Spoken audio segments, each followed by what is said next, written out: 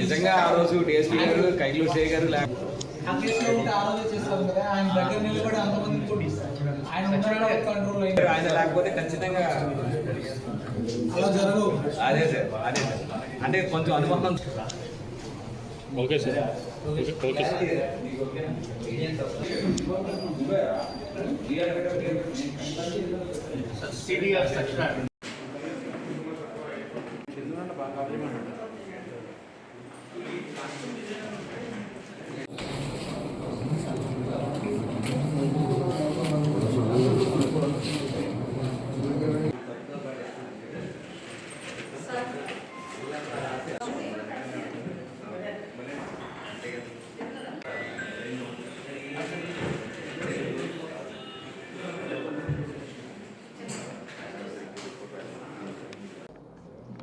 అంటే ఎంత 31 పోయింది, 40 అంటే 320 సామ్సంగ్ 200 పోయింది మొత్తమా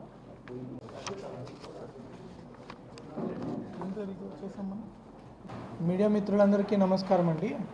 మనము ఈ లక్కవరం పోలీస్ స్టేషన్ లిమిట్స్లో ఈ మధ్య జరిగిన ఒక డెకాయిటీని సక్సెస్ఫుల్గా చాలా తక్కువ రోజుల వ్యవధిలో మన జంగారెడ్డిగూడెం డిఎస్పీ గారు, జంగారెడ్డిగూడెం సిఐ గారు, చింతలపూడి సిఐ గారు, వాళ్ళ స్టాఫ్ అందరూ కలిసి ఒక చక్కగా టీమ్గా పనిచేసి డిటెక్ట్ చేయడం జరిగింది.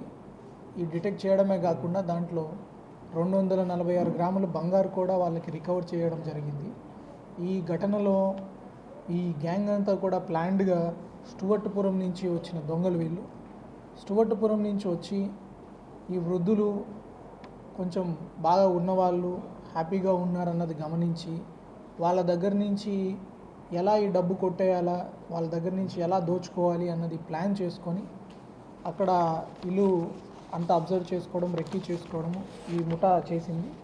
దీంట్లో ముఖ్యంగా మనం పట్టుకున్న దాంట్లో ముగ్గురు, ఈ A1 అంగడి విల్సన్ అలియాస్ విల్సన్ బాబు అలియాస్ లడ్డు, ఇతని మీద కూడా ఒక 6 కేసులు ఉన్నాయి. ఇతను కూడా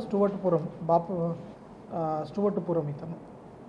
తర్వాత గజ్జల వాసు, ఇతను కూడా 27 ఇయర్స్, ఇతనిది కూడా స్టువర్ట్పురం బాపట్ల.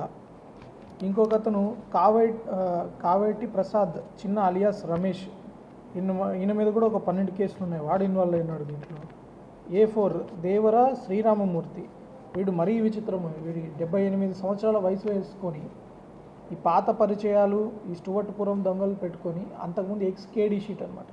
మనం 78 సంవత్సరాల వయసు వచ్చినా కూడా ఇంకా ఈజీ మనీ కోసం ఈ దొంగల్ని ఐడెంటిఫై చేసుకొని ఈ వేరే దొంగల చేత దొంగతనాలు చేయించడం అలాంటి దాంట్లో ఇన్వాల్వ్ అయి ఉన్నారు.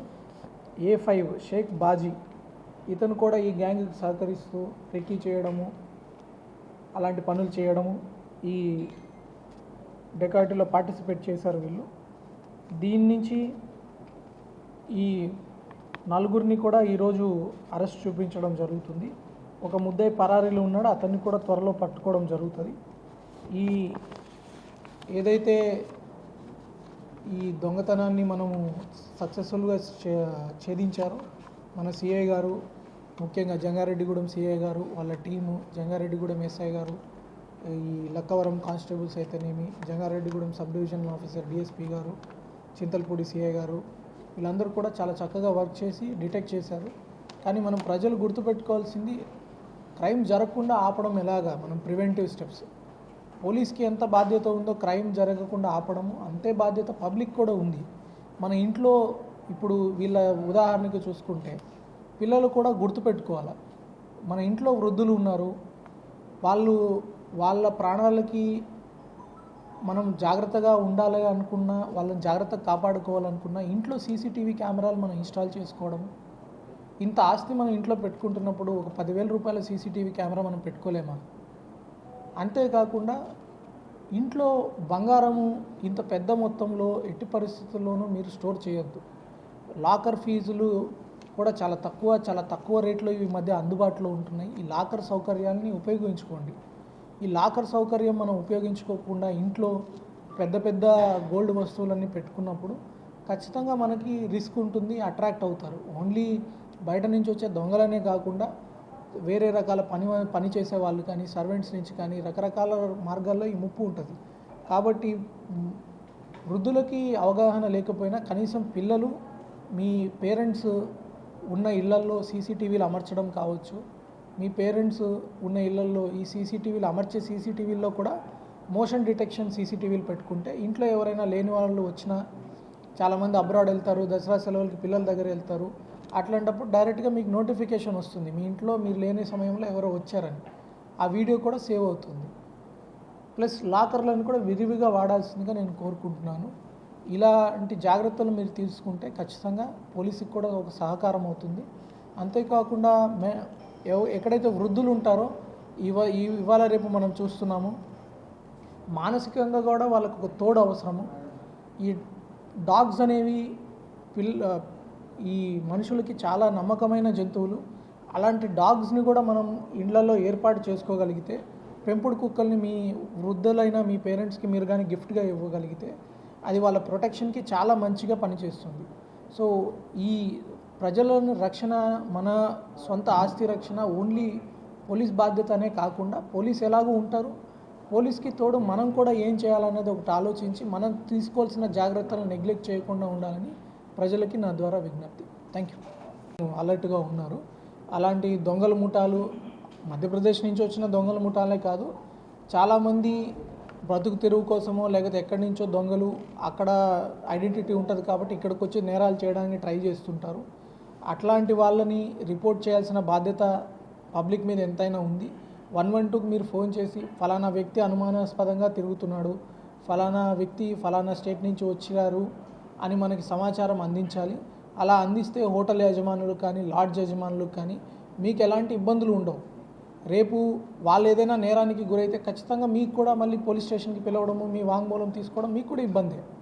కాబట్టి మీరు అలాంటి వ్యక్తులు ఎవరైనా మీకు తారసపడినప్పుడు మా బిజినెస్ పోతుందన్న ఒక ఆలోచన చేయకుండా అలాంటి వ్యక్తుల్ని సైలెంట్గా మీరు రిపోర్ట్ చేపిస్తే మీ ప్రాంతానికి మీరు ఎంతో సేవ చేసిన వాళ్ళు అవుతారు. తర్వాత పోలీస్ కూడా మీకు ఎట్టి పరిస్థితుల్లోనూ మీకు ఇబ్బంది కలగకుండా ముందు నుంచే జాగ్రత్తగా తీసుకోవడానికి అవకాశం ఉంటుంది. ఇట్లాంటి అపరిచిత వ్యక్తులు ఎవరైనా మీ దగ్గరకు వచ్చి రెంట్కి తీసుకున్నా, దూర ప్రాంతాల వాళ్ళు ఎవరైనా మీ దగ్గరకు వస్తున్నా మీరు దయచేసి పోలీస్ స్టేషన్కి ఇన్ఫామ్ చేసి పోలీసుల దగ్గర కూడా వాళ్ళ యాంటిసిడెంట్ వెరిఫికేషన్, అంటే వాళ్ళు ఏమన్నా నేర చరిత్ర ఉందా అన్నది ఒకసారి చెక్ చేసుకుంటే అలాంటి వాళ్ళు మన ఏరియాలో రావడానికి సాహసించరు. నుంచి వచ్చి ఇక్కడ చాలా చోట్ల శ్రీగంధం చెట్లు కొట్టేసి దానికి చాలా రకాల రాజకీయ రంగులు కూడా పులిమెరగదు. అది అక్కడి నుంచి చెట్లు రావడము, చెట్లు కొట్టేయడము, ఆ కొట్టేసిన చెట్లు అమ్ముకోవడము, అట్లాంటి గ్యాంగులు కూడా మన దగ్గర ఆపరేట్ చేస్తున్నారు. సో వీటన్నిటిని మనం ఓవర్కమ్ చేయాలంటే మనము చాలా మన గోదావరి జిల్లాలో చాలా తెలివైన వాళ్ళు ఉంటారు, చాలామంది విద్యావంతులు ఉన్న జిల్లాలు. ఇట్లాంటి దగ్గర ప్రతి ఊర్లో కూడా మనము సీసీటీవీ కెమెరాలు ఏర్పాటు చేసుకుంటే మనకి చాలా ఉపయోగం ఉంటాయి. రీసెంట్గా కూడా మనం భీముడోల్లో పోలీసులు ఆవులు పోయాయని చెప్పి హర్యానా గ్యాంగ్ని ఆవులు పట్టుకోవడానికి వాళ్ళు వస్తారు, ఊరికి వస్తారు, ఖాళీగా మన ఆవుల్ని దారిని వదిలేస్తున్నాం, ఘాటిని కట్టేసుకోకుండా ఆవుల్ని కూడా దొంగతనం చేసి హర్యానాకి తరలించుకుపోయే పరిస్థితి. అలాంటి కేసుల్లో కూడా మనం ఎప్పుడైతే సీసీటీవీ కెమెరాలు మనం ఎక్కువగా విరివిగా ఏర్పరచుకుంటామో ఇట్లాంటి గ్యాంగ్లన్నీ మనం పట్టుకోవచ్చు. సో ఇప్పుడు ఆ ఆవుల్ని పట్టుకునే గ్యాంగ్ పట్టుకోవడం వల్ల ఫార్మర్స్కి కూడా చాలా ఉపయోగకరం. వాళ్ళు అట్లాంటి నేరాలు కూడా కొంచెం తగ్గుతాయి. ఇంకా మనకి ట్రాన్స్ఫార్మర్స్, వైర్లు థెఫ్ట్ ఇట్లాంటి నేరాలు, సామాన్య ప్రజల్ని ఇబ్బంది పెట్టే నేరాలు కొన్ని జరుగుతూ ఉన్నాయి.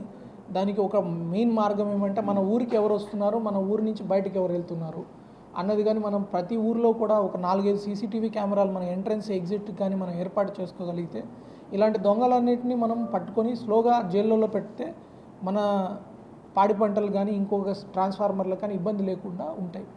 అది మీరు కానీ మా పోలీసులకు కానీ అందిస్తే మా ఎఫర్ట్స్కి ఇంకా కొంచెం మీరు స్ట్రెంగ్థెన్ చేసిన వాళ్ళు అవుతారు, మా చేతులు ఇంకొంచెం బలపరిచిన వాళ్ళు అవుతారు. సో దయచేసి ఈ సీసీటీవీ కెమెరాలు గ్రామ స్థాయిలో కూడా మీరు పంచాయతీల్లో మాట్లాడుకొని ఏర్పాటు చేసుకోగలరని కోరుకుంటున్నాం. Thank you. చేస్తారు, ఒక దగ్గర నేరం చేసి ఆ నేర ప్రవృత్తిలోకి ఎంటర్ అవుతారు. ఎప్పుడైతే ఆ నేర ప్రవృత్తి అతని మీద ఉంటుందో ఆ లోకల్ పోలీసులు అతని మీద అరెస్ట్ అవుతారు, అతని మీద ఒక నిఘా అతని రికార్డులోకి రావడం జరుగుతుంది. ఇప్పుడు అక్కడ నిఘా ఉంటుంది కాబట్టి స్లోగా పక్కదానికి వెళ్తారు. ఇప్పుడు మనం ఇక్కడ అరెస్ట్ చేసాం కాబట్టి ఇప్పుడు మన రికార్డులోకి వస్తారు. నెక్స్ట్ అతను వేరే దగ్గర వెళ్ళడానికి ట్రై చేస్తారు. అలాంటి వాళ్ళ మీద కూడా మనము ఇప్పుడు మనం చూస్తే ఫేషియల్ రికగ్నిషన్ సిస్టమ్ కెమెరాస్ ఉన్నాయి మన దగ్గర. మీరు ఇంతకుముందు చూస్తే చింతలపూడిలో కూడా అట్లానే కాకినాడ నుంచి ఒక దొంగ రైల్వే స్టేషన్కి రాగానే అతను పట్టుకుంటే మనకి 4 దొంగలు దొరికారు. సో ఇప్పుడు మన దగ్గర ఉన్న టెక్నాలజీతో ఇట్లా దాగున్న దొంగలు కూడా బయటికి తీస్తారు. ఒకటి, ఇది నేరాలు పెరగడం కాదు, అంతకుముందు దొరకని నేరాలను మనం పట్టుకుంటున్నామని లెక్క. ఇంతకుముందు న్యూస్ వీడియోలో కూడా మనం చూస్తుంటాం, ఒక దొంగని మనం తీసుకొస్తే అతని మీద ఒక 55 కేసులు బయటకు వచ్చాయి. అంటే 55 నేరాలు పెరిగినట్లు కాదు, 55 నేరాలు మనం పట్టుకున్నాం కాబట్టి అవి బయటకు వచ్చాయి.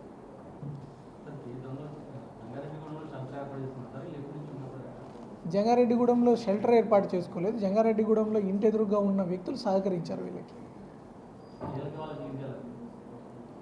వాళ్ళు ఎక్స్కేడీ కాబట్టి అతను ఈ ముసలాతను ఉన్నారు కదా 78 సంవత్సరాలు వ్యక్తి, ఆ వ్యక్తికి వీళ్ళ సువట్టుపురంలో లింక్స్ ఉన్నాయి ఆయనకి.